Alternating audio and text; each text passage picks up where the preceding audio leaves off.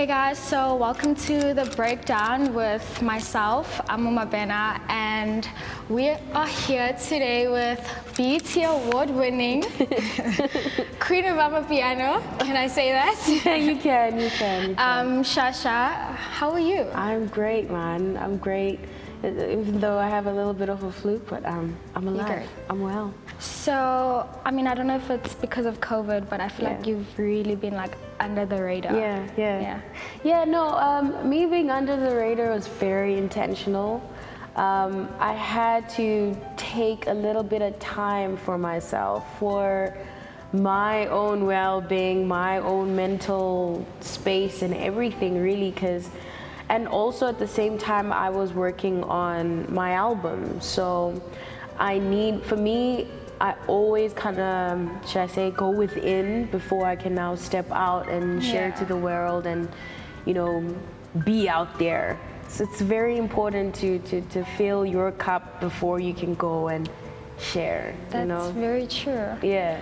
So before we get into your album, you were born and bred in Zimbabwe. Yes. I just want to find out, like, how did you get into music? Because, correct me if I'm wrong, but I heard you wanted to be a nurse. Yes.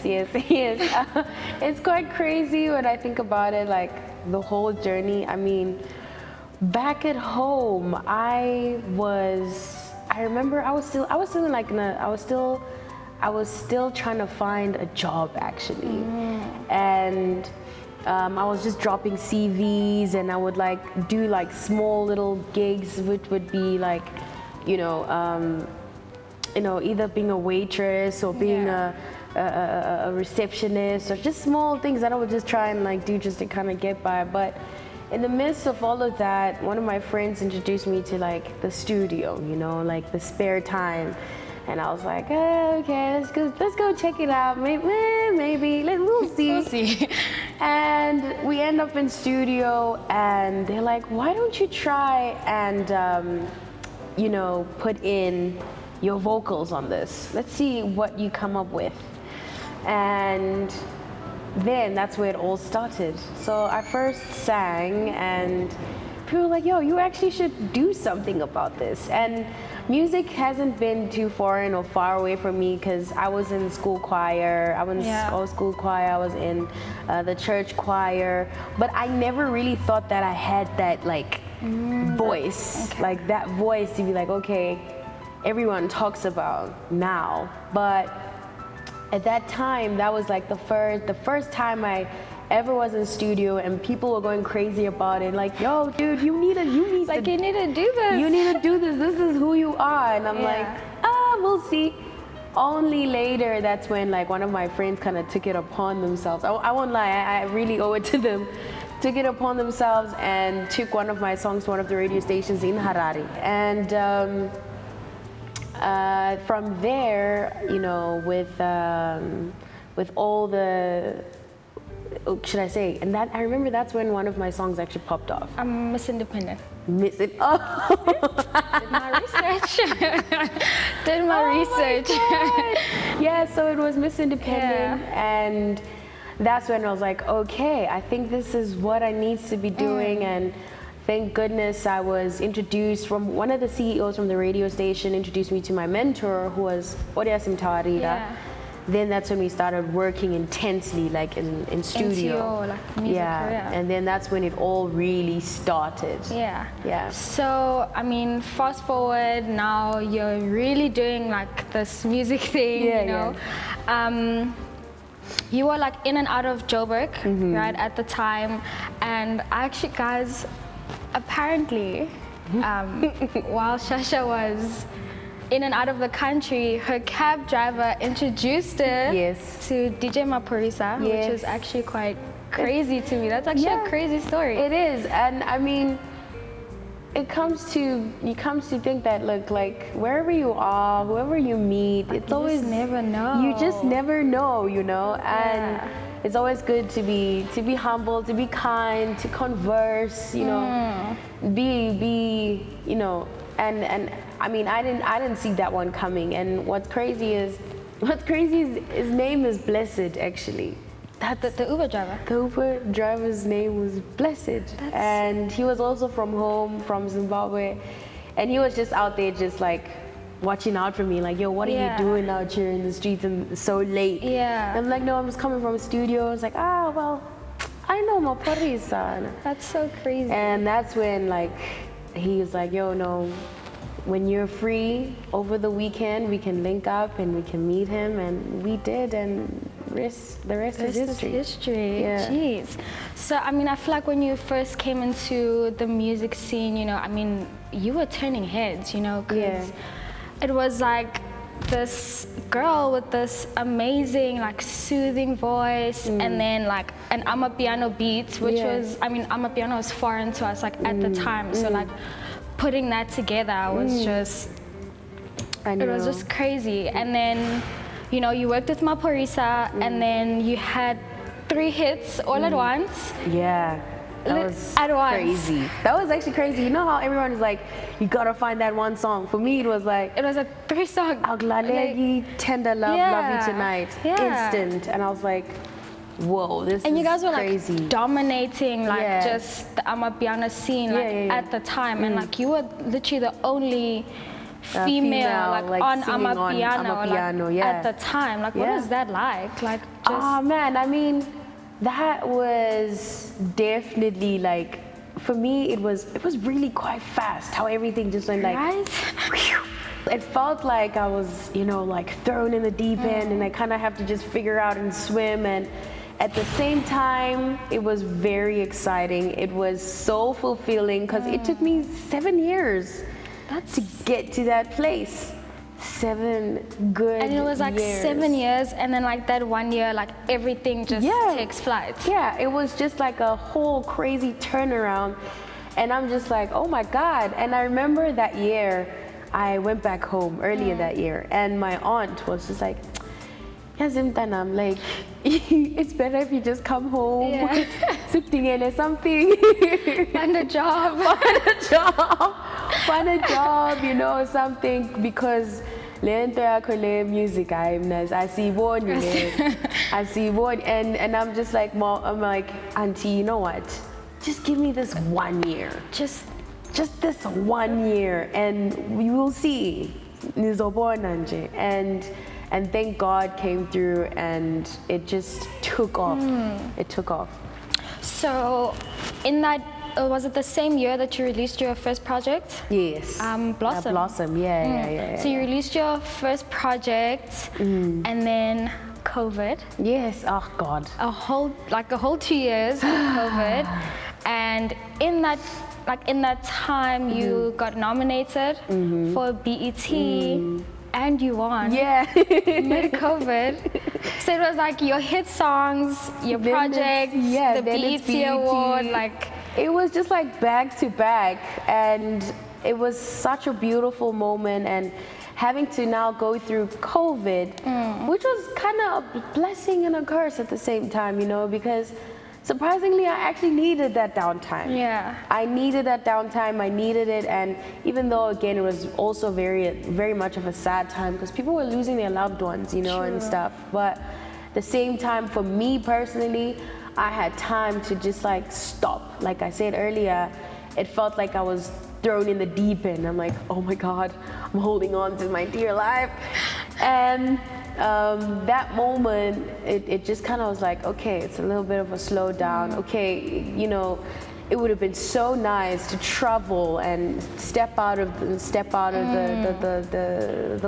South and just kind of see what the world could offer. But unfortunately, that happened. But like I say, it was a blessing and a curse, because there were things I had to like look within myself. I feel like a lot of people went through that during that time, because you have nothing else to do but to be with yourself. Yeah. You're not distracted by anything. It's just you and your thoughts and who you are.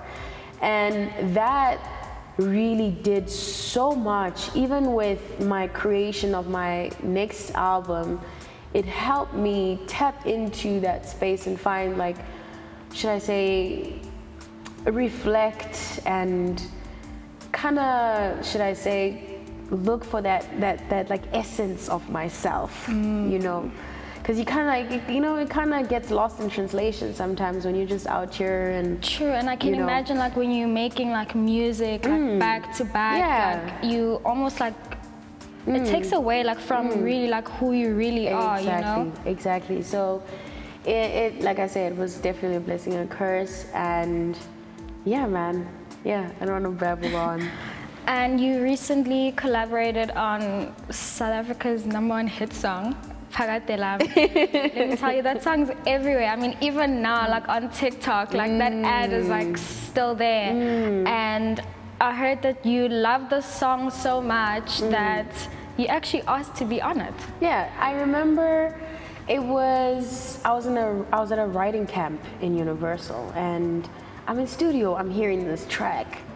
I'm like, this record, I'm like, wait a minute, this thing sounds gorgeous. Yeah. And what took me was the beat, that zabam, that part. I was just like, okay, I literally was like, okay, I need to go see who's playing the song. And then that's when I meet Nomfundo's manager, and I'm like, yo, what is this? And she was at that time still an up-and-coming act. She just recently signed, I think, with Universal. Not too, yeah. And I was just like, look, I love this song so much. Please. I want to be on this song. Please. I want to be on this song. And I sat with that song for such a long time, for a couple of months actually. And when I was in studio, I think that same day, Ami Faku was in studio. I was also recording one of my tracks for my album with Ami. Then I'm like, yo, Ami, jump on this vibe. Jump on it. It's actually really nice. Like, yeah. And when I played it for her, she fell in love with it instantly. She's like, there's no two ways about it. I'm doing it. I'm doing it. And she puts her voice on. I'm head over heels the song, and this whole period, they don't know that's what's happening, by the way. Really?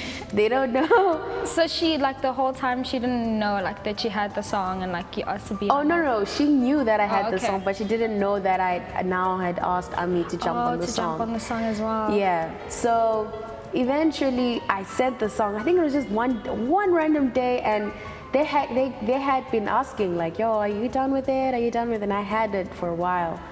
And then I sent it back, and they lost their minds. They were like, yo, you got Ami? You got Ami? And I'm like, yeah, bro, this song is beautiful. Yeah. It's too good. It has to. I mean, like, and also just like, for me at the end of the day, like, we don't find a lot of women collaborating, True. You know? So for me, I was like, this is something that would be so powerful and impactful, and just in the same breath, just having like all of us on that same beautiful, you know, project. I was like, yeah, no, this is it. And they were just so excited, and Mfundo was just like so aesthetic and just like, yeah. yo, and like, yeah, especially like just how big the song, like just after you guys released it was like. And I mean, I believed in that song the first time I heard it. I was like, this is it. This one. But yeah, man, it's been amazing, and just seeing how, and you know, when you're performing and seeing how people react to it, it's crazy. Like, people love it. I feel like that is the main reason why I do music, because those moments for me are they're so fulfilling. They have so much. It's loaded.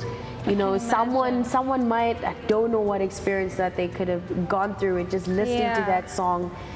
Everyone has so many different stories with their experience with my music, and it's beautiful when you get to hear them. So, yeah. So, I mean, congrats on your new album. Thank you. I'm Alive. Yes. That's what it's called. Yes. What was the inspiration just behind the album? Like, what was your vision, you know, for the album?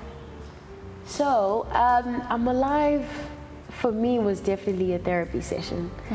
And it was me basically introspecting my journey with love, with spirituality, God, and finding myself.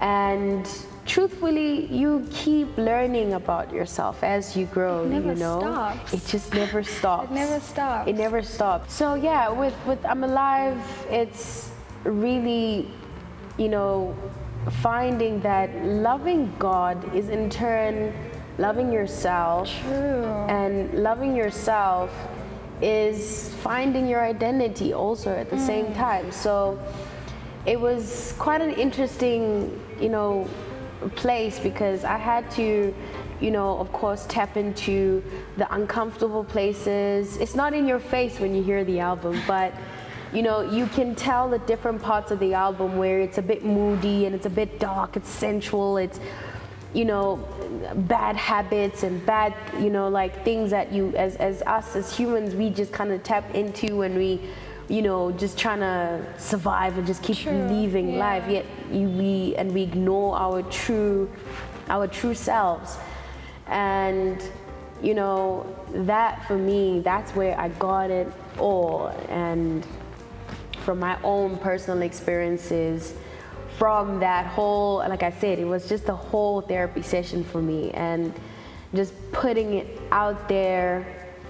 And of course, like I said, not as in your face, but I understand where it came from. And I believe that people will have their own journey and, should I say, perspective, or should I say, meaning of what that album is to them. But to me, it was definitely a therapy session, and it was quite deep.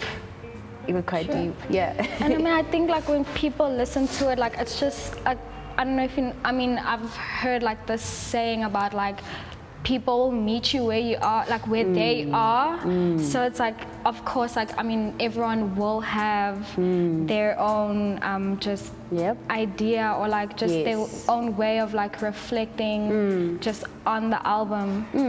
Definitely, definitely. I mean, I also feel like you're a very diverse artist. Yes. You know, you're very diverse. Like, I don't feel that you stick to like one thing, you know? I mean, this is something I think I've always said. At the end of the day, for me, I'm a musician, and different genres are different ways to express myself.